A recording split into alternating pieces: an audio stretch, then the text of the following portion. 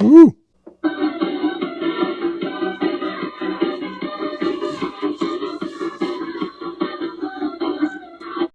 Welcome back to the garage. Today we're working on this UTV, brand unknown, that I picked up a while back. In my last video, I learned that it uses a 24-volt battery, and in that same process, it has a brain box with remote control capability. Unfortunately, the battery's dead and would not take a charge. The charger I bought for it was not correct, and without the remote, more than likely the brain box is useless as well. So I went on to Amazon and I ordered a new 24-volt battery, the correct 25.8 amp charger, and a new brain box with matching remote. Today we're going to install all those items and see if we can get this thing running. The battery for this Ride-On model is kept behind the seat. Pull it out here. Here's our dead 24-volt battery. Inside here is also the brain box that helps control this vehicle. You'll notice all the different wires are plugged into it. Power goes into the brain box and then comes outward of the brain box into the different motors and the other functions and features of this vehicle. Another thing that's noticed is there's a little gray wire right here, which indicates this was a remote control model at one point. Again, it's missing the remote, and in my prior experience with vehicles like this, you're better off buying another brain box and another remote. Here's my order from Amazon.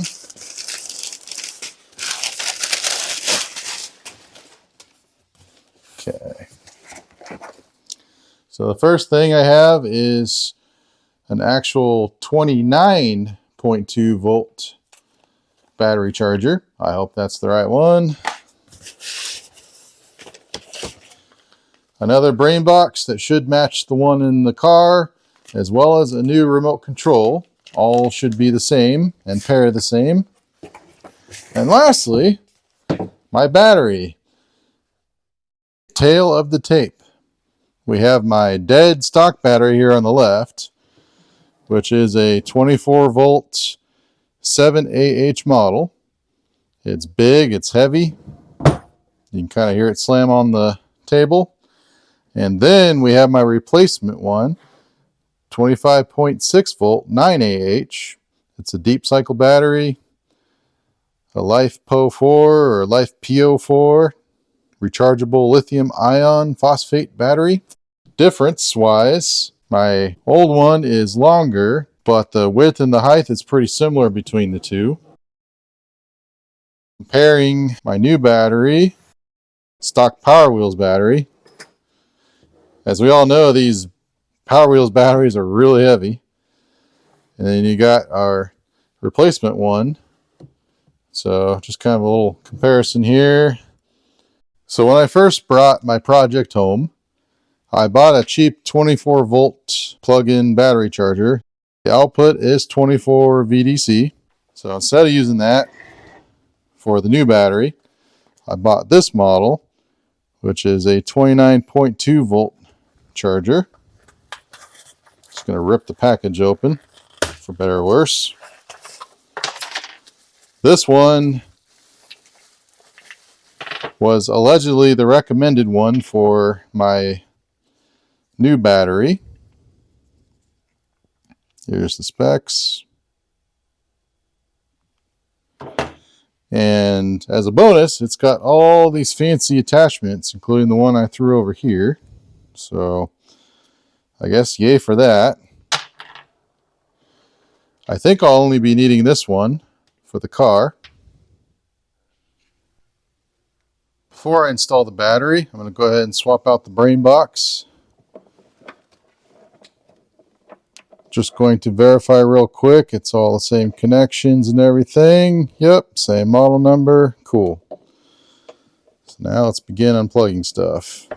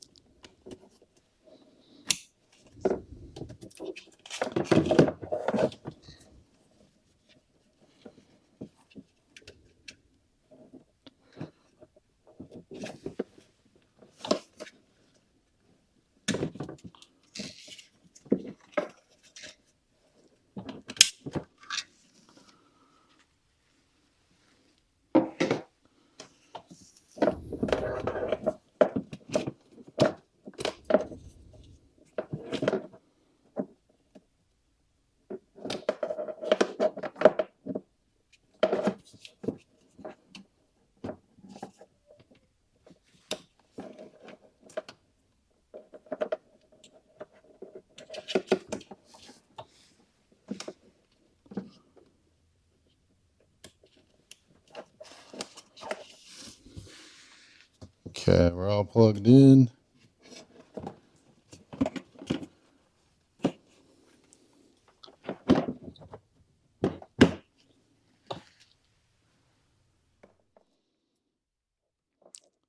This is a good time to make sure your terminals are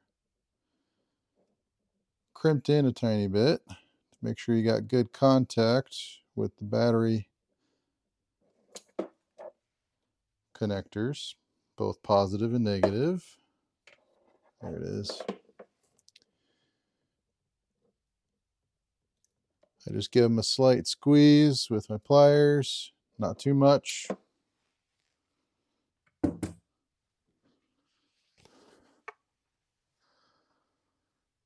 I can tell right now this battery's super light, and I actually appreciate that.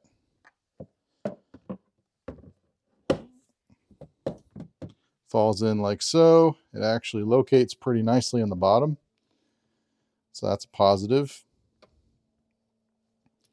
As I get ready to connect the positive. Good.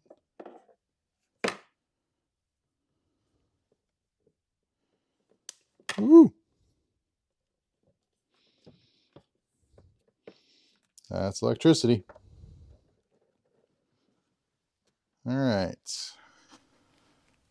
Next is the battery hold down bracket, which is fairly important.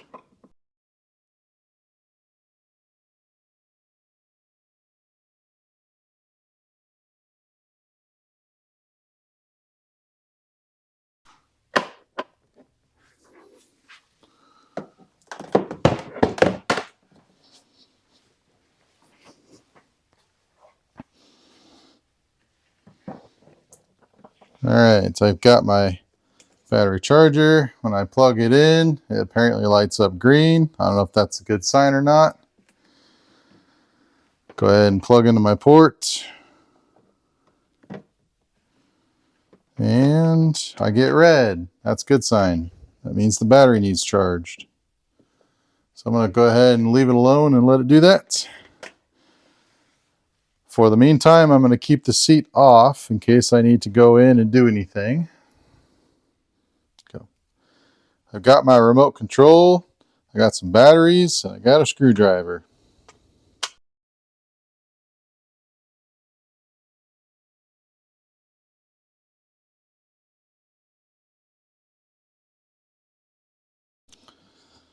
Going over the different functions on this remote, you got your different speeds. You got your left and right. Let's just grab the instructions actually. All right, so we got forward, back, speed, and that is the M button, which I think is for pairing together.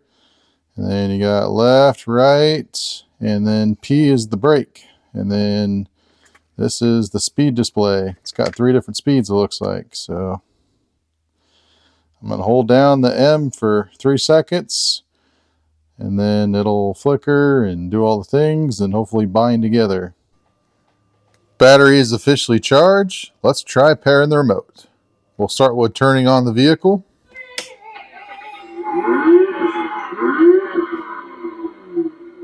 That's a good sign. And then I'm going to hold the M and let it go. Come on.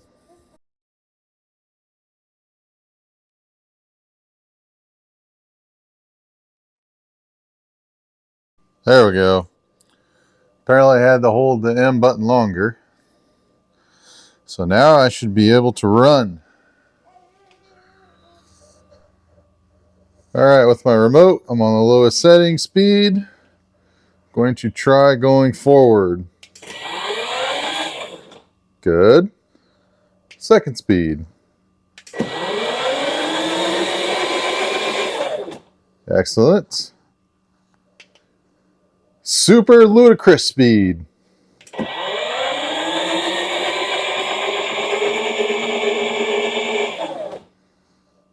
That didn't seem very fast. Steering. Let's go my left. Excellent. Let's go my right. Awesome.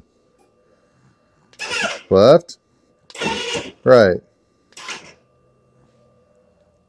Very cool.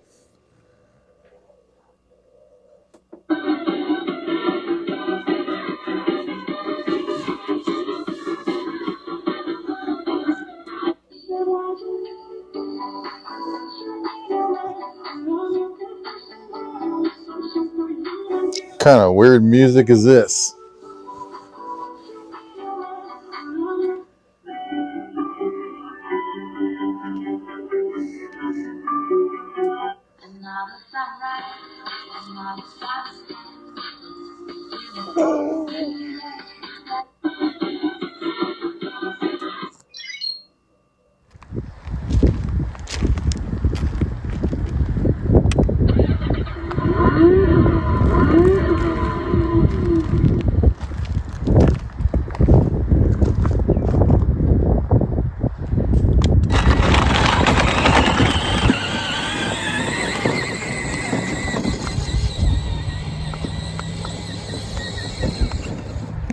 Oopsie.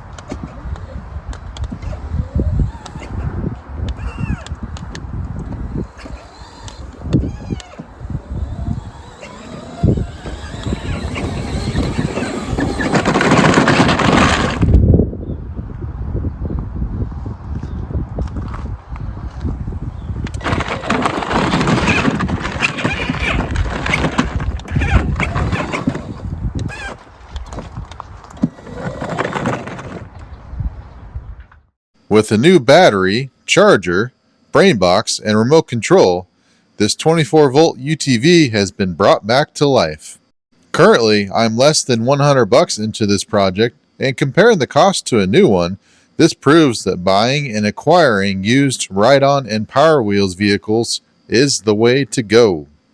As we come to a wrap, please like and subscribe to this channel, leave a comment, and be sure to check out the website www.reviveriderace.com to learn more. In the meantime, fix it, charge it, send it.